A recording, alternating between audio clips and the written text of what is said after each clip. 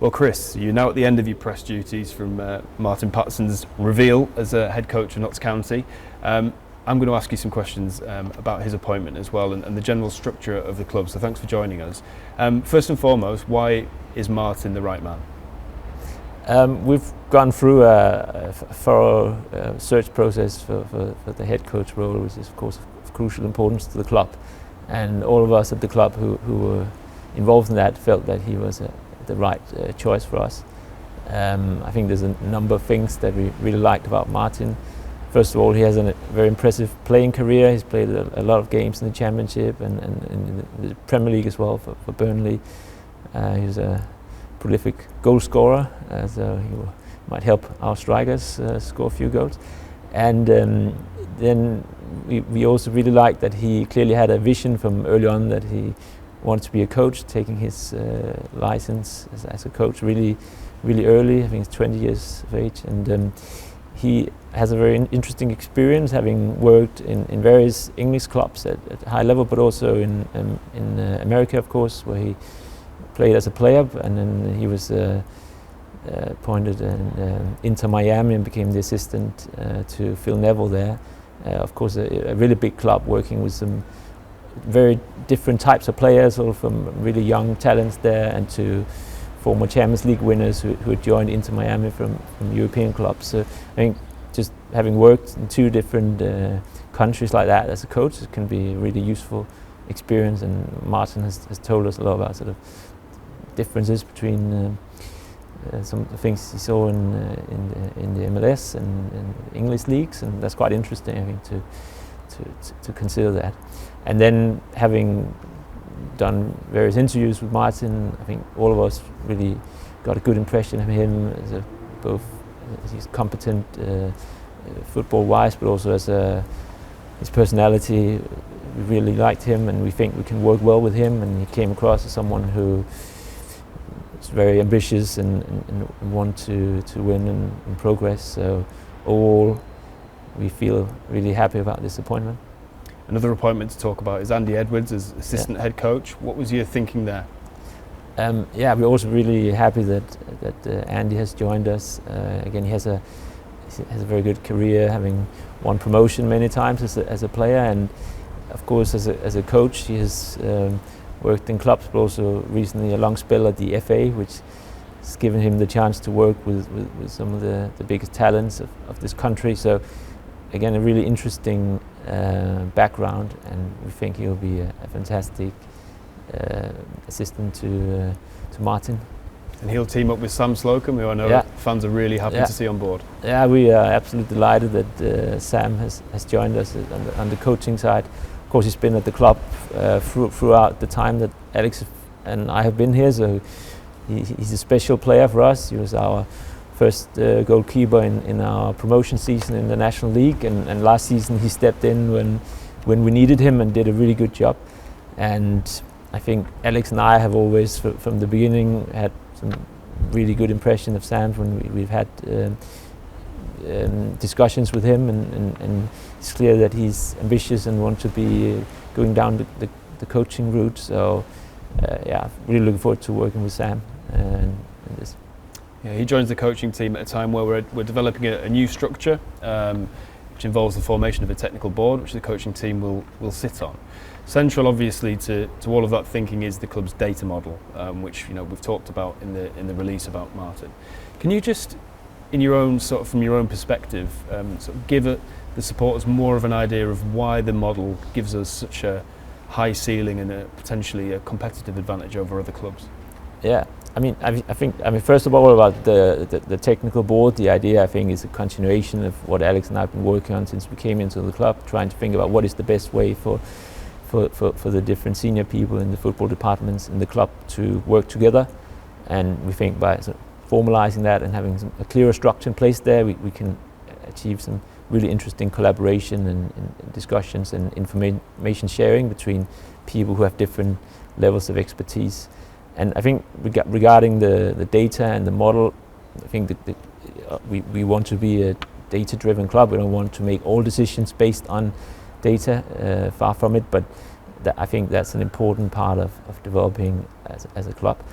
But I think it's really important to recognize that data in itself doesn't do anything. There's nothing magical about data.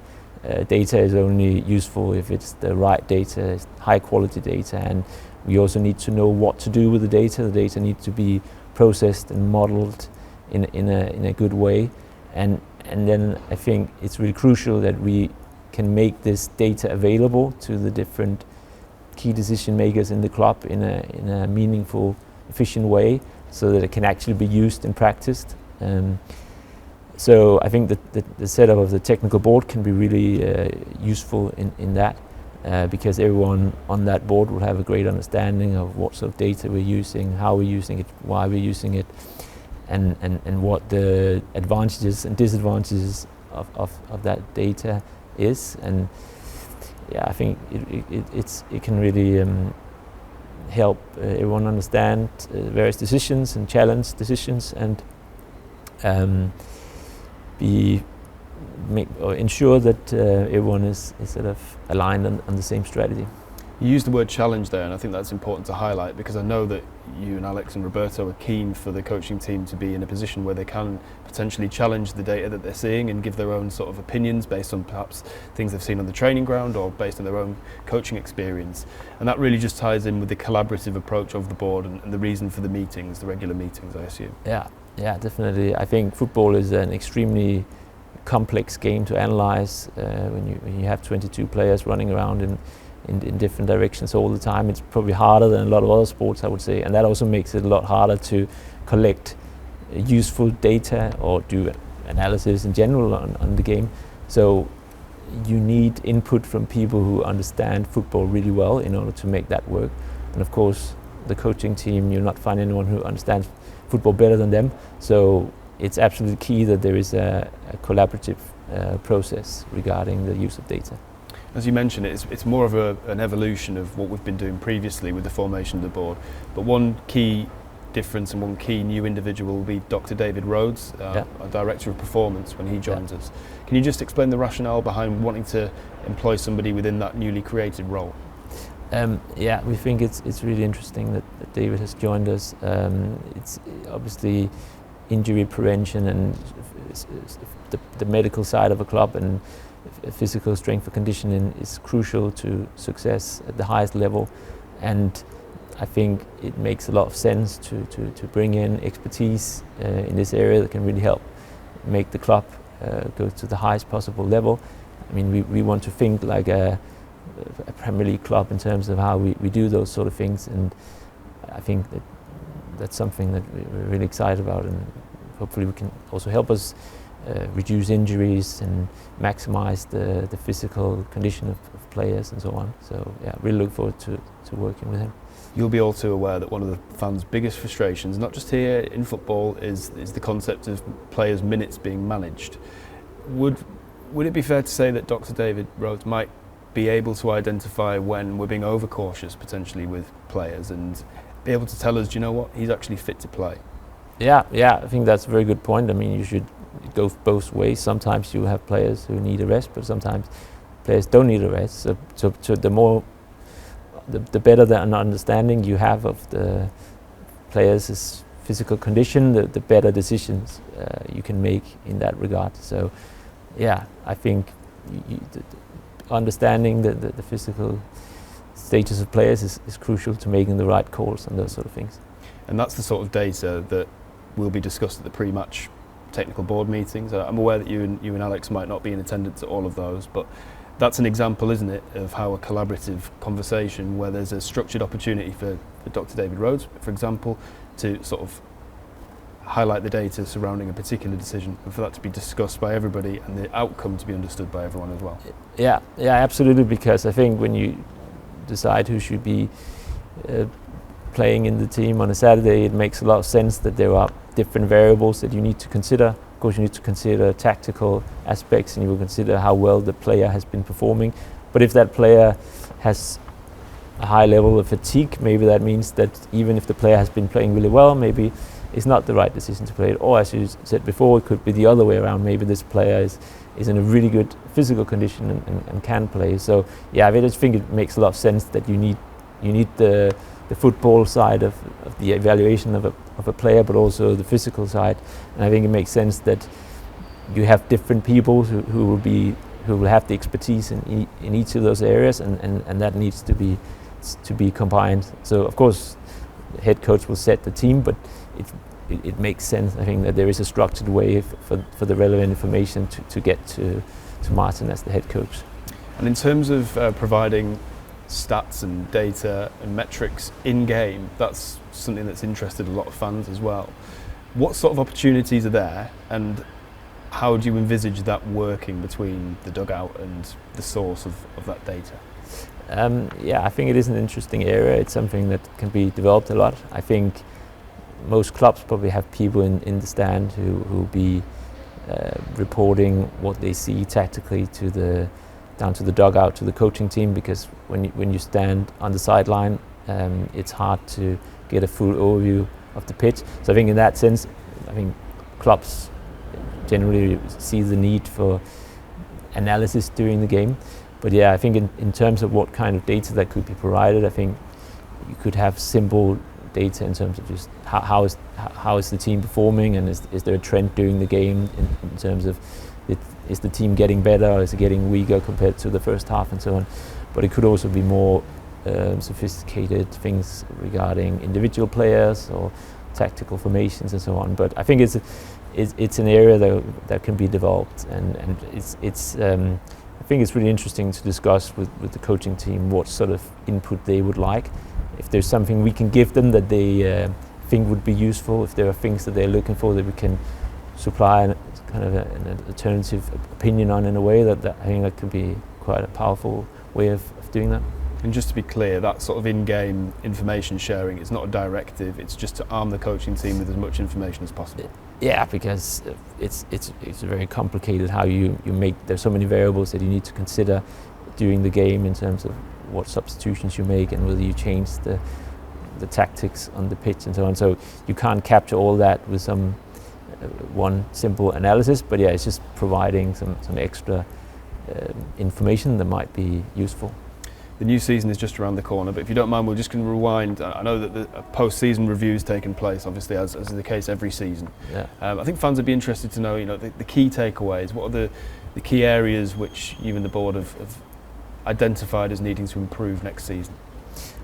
Yeah, I mean, so this was our second season back in the League Two, and we are happy that we improved our position significantly compared to our first season, and making it into playoff was hoping, of course, that we could have challenged for the top three, but making it into the playoff was certainly not a bad result. It was a shame we didn't quite make it, but we know that the outcome of one or two playoff matches can be really random.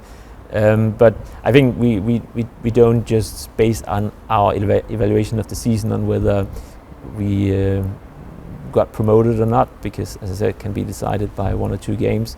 We try and look at how's the team performing in terms of how many chances are we creating and how many chances are we conceding and so on, and the quality of those chances, of course. So we felt that that although it was not a bad season in any way in terms of the playoff position, we felt that we could improve. We think we could do a bit better, and therefore we believe that it's the right decision to make a change now in the head coach role. So it's always difficult to make such a decision, something that we consider very carefully, but we felt that it was the right thing to do.